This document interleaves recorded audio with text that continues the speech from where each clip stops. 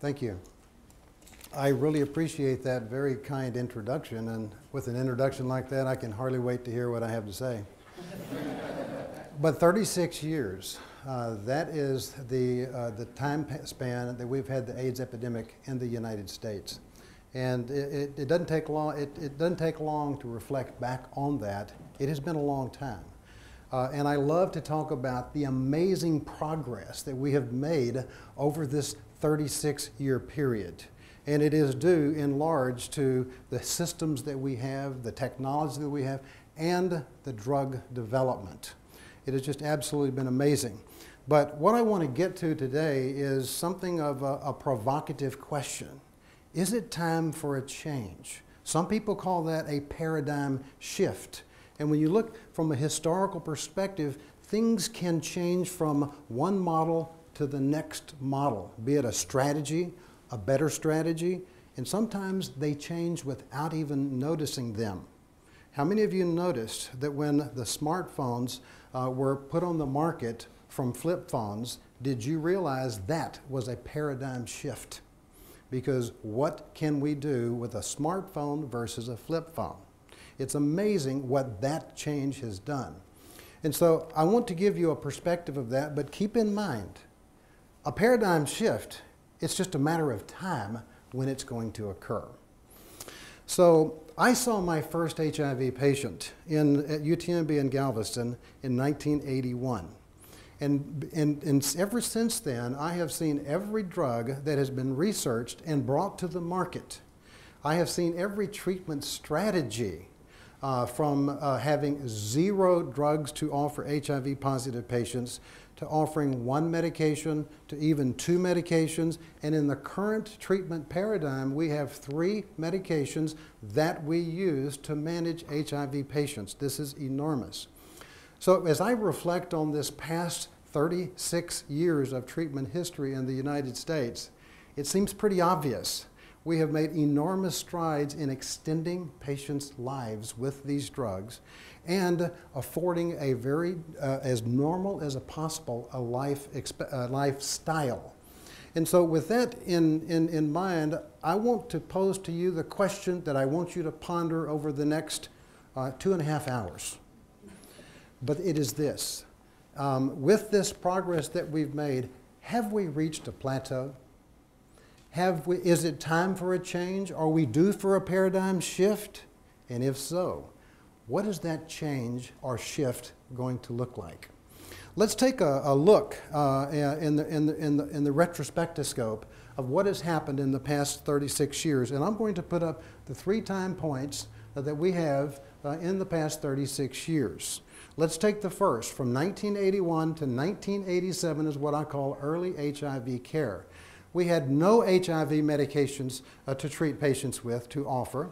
We had no viral loads to monitor the effectiveness or the rate of deterioration of the immune system. And so that lasted for 6 years. It was an amazing time. It was the management of opportunistic infections with the contemporary antibiotics that we had at that time point. Now let's move into the next era, which really is the first treatment paradigm with drug therapy of HIV. And we all know the enormous effect that drugs have had on the virus itself. 1987, we saw the introduction and the approval by the FDA, the first drug to treat HIV. And we used it, 1 single drug. Did 1 single drug get the job done? I see some heads nodding, and the answer is absolutely it did. At the time, what did we use it for? We had no viral load, but we used it to see if we could prolong the time that it took for a patient that had an acute pneumocystis pneumonia, if we could keep them out of the hospital for a longer period of time versus a placebo. Did it work? Yes, it did.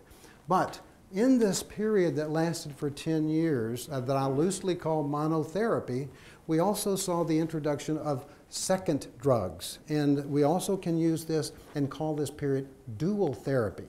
Now, one thing you have to remember about dual therapy is we had 2 drugs from 1 single class of drugs that we know of today. They were called reverse transcriptase inhibitors. Now, the virus pushed back real hard on those two drugs, and we really lacked the oomph to push back on the virus. Luckily, towards the end of the monotherapy era of 1997, we had started evaluating and researching new classes of drugs. These drugs were called the non-nucleoside reverse transcriptases and protease inhibitors. And in 1997, we saw the FDA approve the use of a second class of drugs, a non-nucleoside, a protease inhibitor, along with our reverse transcriptase inhibitors. Enter the HART era, and that is the current era that we have today. We have a combination of 3 drugs with 2 separate classes of drugs, and that is what we have learned and we have determined that is required to suppress the virus. Now, during the HART era, which stands for highly active antiretroviral treatment, during this era, we have seen development of drugs. We have seen progress in the protease inhibitors, potency, resistance, the resistance to the virus, tolerability. We've also seen the introduction of the most recent class of drugs to the market, the integrase inhibitors. And what we see in this development moving forward is we see better tolerable drugs. We see lesser drug-drug interactions. We have groups of drugs that we can treat patients for long periods of time, and as we fast forward to what this is translating into, and extensions of life, and as normal as possible of a lifestyle. And so the development of drugs has been very crucial in getting us to this point. So, are we on the verge of a paradigm shift in the treatment? And if so, what would that look like? Now, I loosely put up 2018. It may be later than that, plus, let's say 18 plus, because you never know when the next shift will occur. But what will the next shift look like?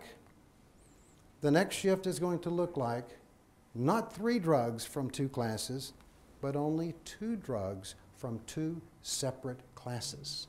That will be plugged in to 2018 or 19, whenever it will, moving forward, because in recent times, in the past 3 years, we have had research that has determined that 2 drugs can manage the majority of patients, their viral load, and to boost their immune systems. So whenever that occurs, that is what's going to be the next paradigm shift. And as we've been talking, the 2 drug combination, the 2 drug classes that have risen to the top are protease inhibitors and the integrase inhibitors. Now, let's ask a question. How did we get from then, how did we get to today? First, I want to start off with giving a shout out to HART therapy. HART therapy gave us the knowledge that we could treat HIV patients and lower the viral load to the point where we could extend life and boost the immune system. That's what we've learned from HART therapy, and we've developed drugs during this time period.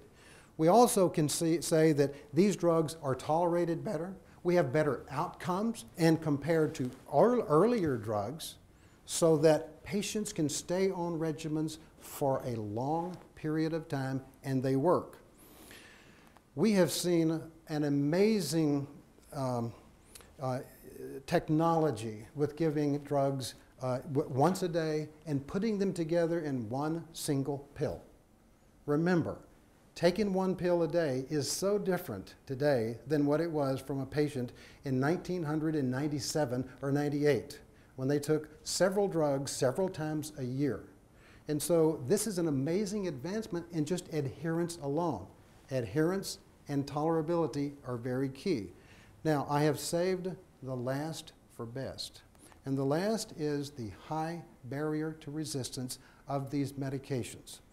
We have drugs that can overcome the virus's ability to develop a resistance, to reduce the activity of our drugs to 0.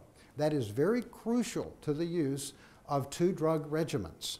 And so if we didn't have this high barrier to resistance, we may not be talking about the next paradigm shift, which is going to be 2 drugs. So I'm going to end by saying we have had 36 years of treatment history in HIV, and we are very close to in a timeline for another paradigm shift. And when this happens, that paradigm shift is going to be the management of patients from 3 drugs to 2 drugs, and it likely will be in combination with either a protease inhibitor or an integrase inhibitor as the anchor drug with 1 additional drug. Thank you very much.